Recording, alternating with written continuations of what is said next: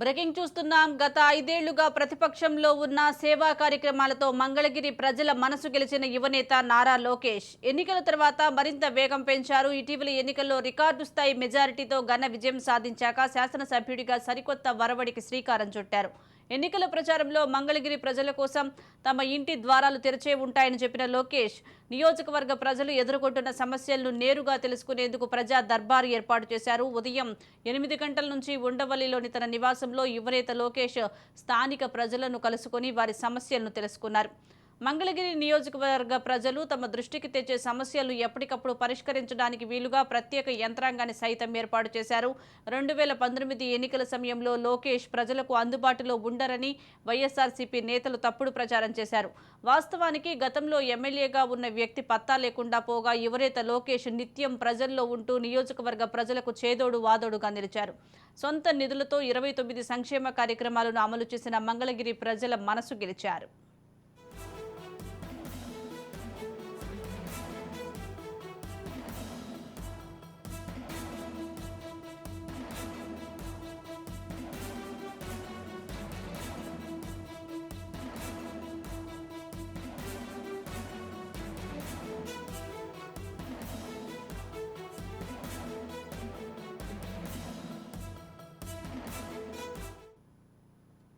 నియోజకవర్గ ప్రజల ఆశీస్సులతో విజయ్ దుందుబి మోగించిన లోకేష్ ప్రజలకు మరింత చేరువుగా వెళ్లేందుకు ప్రజా దర్బార్ నిర్వహించాలని నిర్ణయించారు.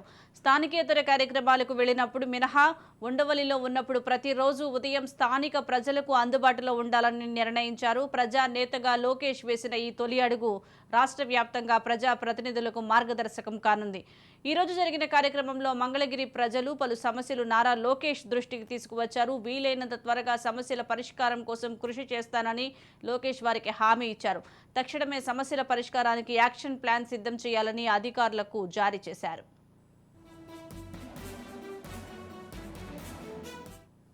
దీనికి సంబంధించి మరింత సమాచారం మా ప్రతినిధి రమేష్ అందిస్తారు. రమేష్, సుజాత, ఏదైతే మరి నారా లోకేష్ మంత్రి పగ్గాలు చేపట్టిన దగ్గర నుంచి తొలి రోజు ఈ రోజు ప్రజా దర్బారు ప్రారంభించారు.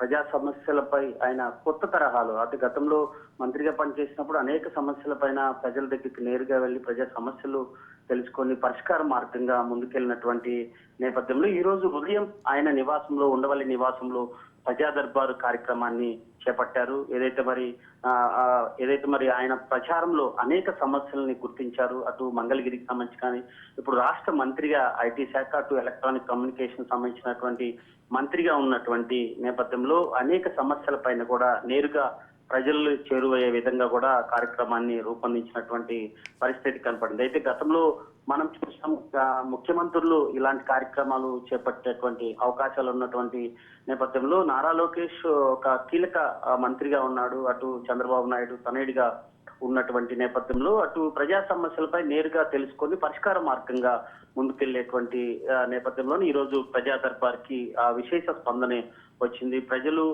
ఏదైతే గత 5 ఏళ్ల కాలంలో వైసీపీ సర్కార్ చేసినటువంటి ఇబ్బందులు, అదేవిధంగా మరి కార్యకర్తలు పోలీసుల వేధింపులకు గురైనటువంటి నేపథ్యంలో వారందరూ కూడా లోకేష్ ని నేరుగా కలిసి వారికి వినతి పత్రం అందజేసినటువంటి పరిస్థితి కనపడింది.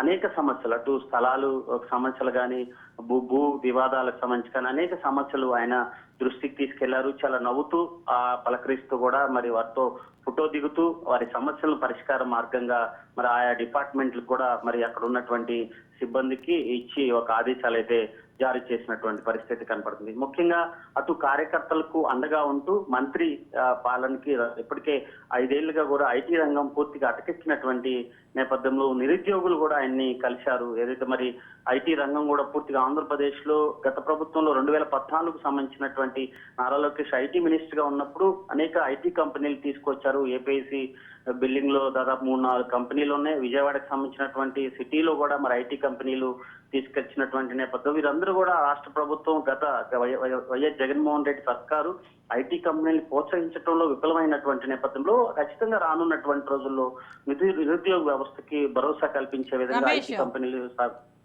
ప్రజల నుంచి నేరుగా సమస్యలను అడిగి తెలుసుకుంటున్నారు లోకేష్. మనం విజువల్స్ లో ప్రత్యక్షంగా చూస్తున్నాము. అసలు ప్రజల నుంచి అసలు ఎటువంటి రెస్పాన్స్ వస్తుందంటారు?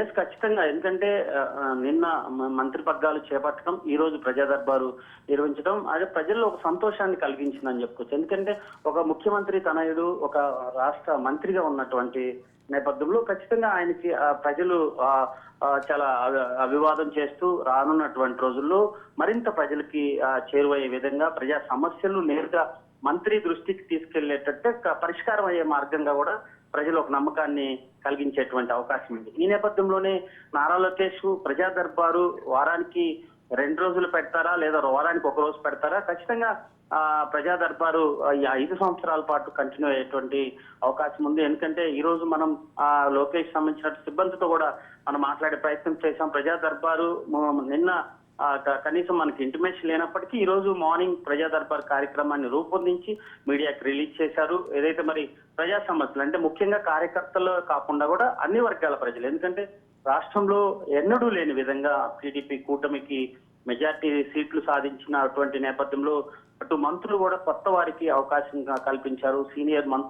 సీనియర్లకి చాలా మందికి మొండి చేయి చూపించినటువంటి నేపథ్యంలో అటు కొత్త మంత్రులు, యువ మంత్రులు ఎక్కువగా ఉన్నటువంటి నేపథ్యంలో వారు మార్క్ సంపాదించే విధంగా పాలన పైన దృష్టి పెట్టే విధంగా కూడా ముందుకెళ్లేటువంటి అవకాశం ఉంది. ఎందుకంటే చంద్రబాబు ముందస్తుగా కూడా ఆయన నిన్న ఈ రోజు మాట్లాడినటువంటి మాటల్లో కూడా మంత్రులు ఎక్కువ సెక్రటరియట్ లో ప్రజలకి అందుబాటులో ఉండాలి, ఏదైతే వారి శాఖల పైన పట్టు సాధించాలంటూ కూడా రాష్ట్ర ముఖ్యమంత్రి చంద్రబాబు నాయుడు సూచనలు అయితే చేసినటువంటి నేపథ్యంలో ఎక్కువ మంత్రులు సెక్రటరియట్ లో అటు పాలనకి అందుబాటులో ఉండాలి. రానున్నటువంటి రోజుల్లో కేబినెట్ మీటింగ్ లోపు కూడా వారి శాఖ మీద పట్టు తెచ్చుకునే విధంగా శాఖలో ఏ కార్యక్రమాలు ప్రజల్లో తీసుకెళ్లాలి, అదేవిధంగా రానున్నటువంటి రోజుల్లో ఆంధ్రప్రదేశ్ సంబంధించినటువంటి రాజధాని అంశం కానీ, అదేవిధంగా పోలవరం సంబంధించినటువంటి వ్యవహారంలో కానీ ఈ రోజు పోలవరం కూడా ముఖ్యమంత్రి నారా చంద్రబాబు నాయుడు సందర్శించేటువంటి అవకాశం ఉంది. పూర్తిగా పనులు ఆగిపోయినటువంటి నేపథ్యంలో శరవేగంగా అటు రాజధాని వ్యవహారం కానీ, పోలవరం సంబంధించినటువంటి